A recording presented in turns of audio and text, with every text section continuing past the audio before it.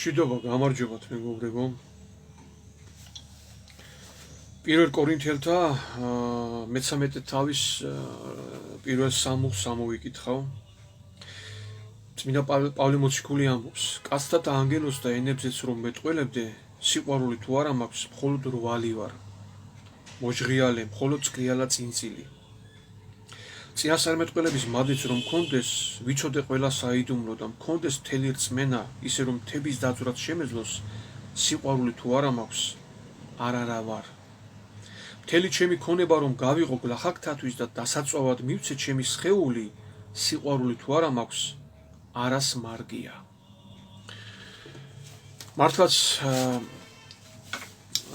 რა დიდებული სიტყვებია და სწორი ორიენტაციის, სწორი მიმართულების მაჩვენებელი.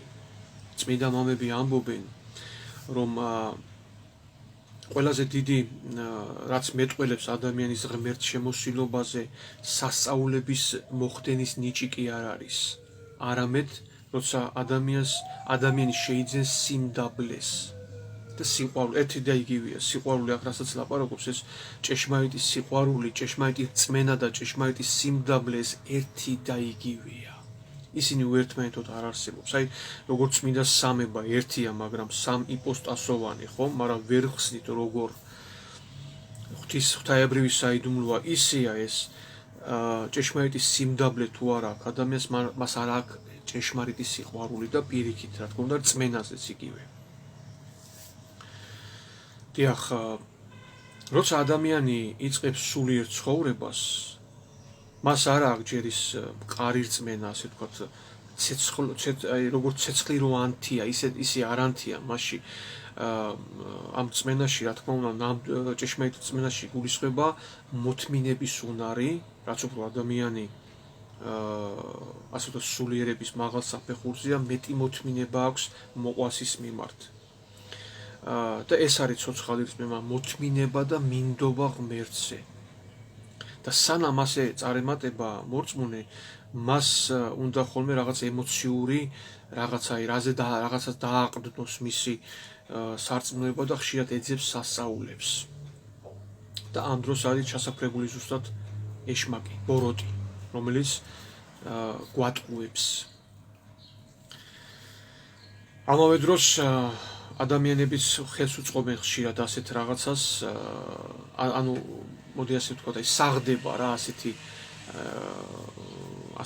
ასეთი რამ რელიგიური მოცემულობა საღდება, რომ აი სადღაც რაღაც გამოისახა, საიდღაც რაღაც გადმოვიდა და ადამიანები ასე ვთქვათ, აი კი, თავიდან გასაგებია, მაგრამ ადამიანი უნდა განვითარდეს და მთავარი რაც არის, აი შეიძინოს სიმდაბლე და სიყვარული. ეს არის ღვთის სასწაული, როცა ადამიანი იძენს თავდაბლობას. პავლე მოციქული გვეუბნება ამაზე წმინდა მამების, რომ თავარი ეს არის. წინაზე მე ვისაუბრე მაგალითად თუ გახსოვთ, არ გეხსოვებათ, იმიტომ რომ მე პოსტიც დავდე ნათელა ბუჩუკაშვილზე. ეს არის სალოსი, რომელიც აკურთხა მამა გაბრიელმა. ის ზის სამების შესასვლელში, დიდი სამებაროაავლაბარში და მათხოვრობს. მოკლედ ვიტყვი, ახლა წინაზე რაც ვისაუბრე, იმას აღარ გავიმეორებ, მაგრამ რატომ მორჩილებაში იყო მამა გაბრიელთან და როცა მithქვია ეს, რატომ უთხრა მათხოვრობა, რატო აკურთხა მათხოვრობისთვის? ჯერ ერთი იმიტომ, რომ როგორც ჩანს, მამა გაბრიელმა დაინახა მასში განჭვრიტა მოღვაწე, ანუ ღმერთისათვის თავგანწირული ადამიანი. მაგრამ ამავე დროს, როცა ჩვენ რაღაცა კარგს ვიწყებთ, ყოველთვის აგვეტმასნება ბოროტი, თან გვდევს ყოველთვის. ადამიანი რაცა უნდა მორწმუნე იყოს, ხო, მას ეგოიზმი და თანპარტავნება თან დაასდევს, ასე ვთქვათ, და ეს უნდა დათრგუნოს ადამიანმა. და ეს მოღვაწეობა კიდე რაში მდგომარეა, აი წმინდანობის კრიტერიუმი, მე თუ გახსოვთ, ვისაუბრე ერთ-ერთ წინა ვიდეოში, რომ მოშურნეობა არის, ვისაც აქვს მოშურნე ღმერთისადმი, ის ხდება მერე წმინდანი. როგორც ესაია წინასწარმეტყველს განუცხადა უფალმა, რომ აი მე ვინ გავაგზავნო ისრაელში ჩემი სიტყვის გასაცხადებლათო, ესაიამ აჰა მიმავლინე, ხო ეს მზადყოფნა გამოთქვა, მოშურნეობა გამოთქვა, მე გამიშვი ღმერთო, მე მეწავალ, მე გავწირავ თავს, აი ეს არის ღმერთისადმი მოშურნეობა. რა თქმა უნდა, დღეს ახლა ღმერთი ჩვენ რაღაც ესე არ გვაგზავნის ყველას წინასწარმეტყველად სიტყვაზე, მაგრამ ღმერთის ცნებები გვაქვს მოცემული, ხო? აი ვინ დაიცავს ჩემ ცნებებს? აი მე ღმერთო, მე ვინ დათრგუნავს იმ ამპარტავნებას და ეგოიზმს საკუთარ თავში? მე დავთგუნავ. აი ეს არის რა, ხო, შეიძლება ვერ გადმოვცემ ისე რაღაცა მჭერმეტყველურად, მაგრამ ხო მიხვდით ისე თქმა მინდა, რომ ღმერთისადმი მოშაურნეობა ხდის ადამიანს წმინდანს. როცა მზად ხარ, გაიღო შენი თავი მსხვერპლად ღმერთისთვის. ეს არის მოშურნეობა და მამა გაბრიელმა ნათელაში დაინახა ეს, მაგრამ მასში ამავე დროს დაინახა დიდი ამპარტავნება. და ეს დიდი ამპარტავნება თუ არ დაითრგუნა ის ძვირფასი მარგალიტი რაც არის ღმერთისადმი მოშურნეობა, ის არ აღმოცენდებოდა. ამიტომ უთხრა იმათხოვრე. ნათელა იგონებს, რომ პირველად ეს რომ მითხრაო, ვიუკადრისე, იმიტომ რომ შეძლებული ქალბატონი იყო და მე თვითონ დავეხმარებიო სხვასო, მაგრამ მაინც დაიმდაბლა თავი და ერთ ადგილზე კიდე იხსენებს, რომ მამა გაბრიელმა ქაშვეთში წამიყვანაო, წავედითო, იქ ვიმათხოვრეთო და პირველად რო ჩამიყარავ ვიღაც კაცმა ბევრი ფული ჩამიყარავ ხელშიო, სახეში მივაყარეო, მასში ეს მზვაობრობა და მედიდურობა იყო ძალიან. კი, მოშურნეობაც იყო ღმერთისადმი, მაგრამ აი ეს მზვაობრობა იყო და მამა გაბრიელმა უთხრა იმათხოვრე და ასე თავის დამდაბლებით ეს ადამიანი გახდა მოღვაწე და ძალიან მიხარია, რომ საქართველოში არის ასეთი ადამიანი, თუმცა ის ძალიან შეუმჩნეველია.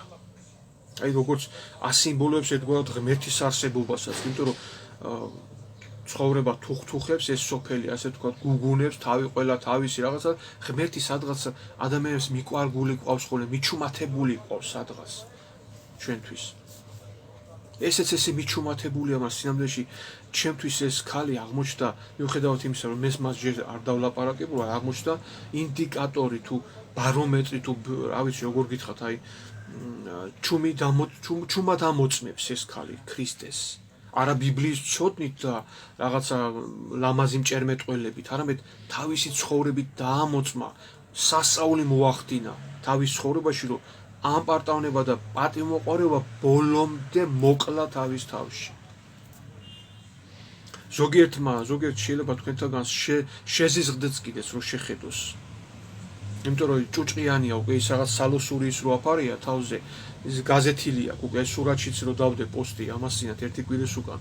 ისევ ის თავსაფარია, ოღონდ გაზეთილია ჭუჭყისგან და ბევრ თქვენთაგან შეიძლება შეზიზღდეს კიდეც. იმ ადამიანებს ვინც თავის სხეულს ძალიან აფუფუნებს. კი, უნდა მოუვაროთ სხეულს და თავს უნდა მიხედოთ, კი. არავინ არ იძახის რომ არ გააკეთოთ, მაგრამ ადამიანები ხშირად ჩვენ სული საერთოდ არ გვახსოვს და მარტო საკუთარ სხეულის გაფუფუნებაში ვართ.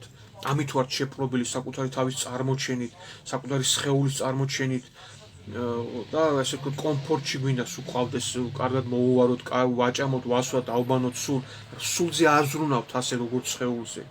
და ამ ადამიანმა საკუთარ თავში აი ეს იმას რა ქვია, ჩაკლა ეს პატივმოყვარეობა და აი ეს პატივმოყვარეობა და ამპარტავნება. საკუთარ თავში ააშენა ეს დიდი ტაძარი. აი ტაძარზეც ვიტყვი 2-20 სიტყვას ულამაზესია, ხო, ტაძრები. ხშირად და ეს ერთი მხრივ ეს დასაწყისისთვის რატო დაუშვა ღმერთმა ლამაზია ტაძრების არსებობა, იმიტომ რომ ადამიანი როცა არა აქვს მას ჯერ ცოცხალი რწმენა, აი ჯერ ემოციით იხიბლება, აი ლამაზი ტაძარი, აუ იცი იქ რა კარგია, აუ ის იმ ტაძარშიც რა კარგად ვიგზენი თავი, ეს კარგია, ან საგალობელი რო აგზრავს და მოგხიბლავს, ხო ეს კარგია, დასაწყისისთვის კარგია ეს. ანუ სტიმულია ერთგვარი, რომ ღმერთი მოძებნო, მაგრამ შემდეგში რო ეს რაღაცა მოგეწონა, იცი რა ლამაზი, იცი იერუსალიმში ვიყავი, რაღაცა მიყვება. ისეთი რამადლი იგზნობოდა, იცი ქრისტე დადიოდა იმ ქუჩებზე გავიარე და რაღაცა, მაგრამ აგერ გამოდიხარ და შენს ეგოიზმს ვერ ერევი და მოყვას იქ ძულს. თუმცა კარგია ის იერუსალიმში რო იყო საშუალება მეც წავიდოდი, მეც ვნახავდი, მაგას კი არ ვიძახი რომ ცუდია, არ გააკეთო, მაგრამ ეს დასაწყისია, როცა ასე იხიბლები, შემდეგ შენ თავზე უნდა იმუშაო და ჩაკლა საკუთარ თავში პატივმოყვარეობა და ეგოიზმი, შეიყვარო მოყვასი, ვისწავლოთ მოთმინება და გვიყვარდეს მოყვასი, თავი დავიმდაბლოთ ყველას წინაშე. აი ეს არის ასე ვთქვათ, მთავარი ქრისტიანობაში. ეს არის მთავარი. და ეხლა მე ეს ვიდეო სპეციალურად მივაწერე, ესე ვთქვათ, ცაზე რაღაც გამოისახა, თქვა, აი ადამიანთა უმრავლესობას აი უყვარს ინტრიგა, სკანდალი, რაღაცა ემოციების რაღაც გაუმძაფრებს მას, რაღაც ეს ხო და ამიტომ ერთგვარად ეს პატარა ეს ეშმაკობა გამოვიყენე, ასე ვთქვათ, რომ მიმექცია ყურადღება, იმიტომ რომ თავარი ეს არ არის, რაღაც გამოისახა. ასე თუ სულ ასე ვიყავით, აი სად რა გამოისახა ამის ზებნაში ვიყავით, ჩვენი სული დაგვრჩება ისეთ საწყის ფორმაში, როცა ჩვენ მორწმუნეობა დავიწყეთ, ისევ ის ამპარტავნებით და ეგოიზმით შეპყრობილი, პატივმოყვარეობით შეპყრობილი. ამიტომ მნიშვნელოვანია აი ეს და სხვათა შორის რაც შეეხება სასწაულებსაც ვიტყვი, ორი სიტყვას ხდება კი და როგორ გავარჩიოთ ღვთაებრივი სასწაული ცრუსგან. ღვთაებრივი სასწაული ფარულია. აი ეს ადამიანი, ვინც მე ნათელა გამაცნო, მითხრა რომ ეს არის ის სალოსი. ასევე მეუნება რომ რამდენჯერაც ნათელასო რაღაცა ყურში ჩავჩურჩულეო და ვთხოვეო რომ აი ჩემი ესე პრობლემა მაქვს და ილოცე ჩემთვისო მოგიგვარდება შვილო და რაღაც ცოტა ხანში რაღაც დადებითად წყდებოდა მისი პრობლემა, ასე ვთქვათ. მაგრამ ეს იცის იმან და მან მხოლოდ. აი რაც ხდება ღვთაებრივი სასწაული, ხო, ვიცით მე და შენ, სხვა მარა. რაღაცა სასწაულთ მოქმედება ეს არა შოუმენობა, რომ რაღაცა შოუ დადგა და რაღაცა აი სადღაც რაღაცა გადმოვიდა და სადღაც რაღაცა და ხალხი და აი მიდიან და რა, ეს არ არის ღვთაებრივი სასწაული. არ არის ღვთაებრივი სასწაული. ღვთაებრივი სასწაული არის ყოველგვარი პომპეზურობის, დიდებულების გარეშე. აი მე და შენ რომ ვიცით ერთმანეთში ვთქვათ. აი ეს არის.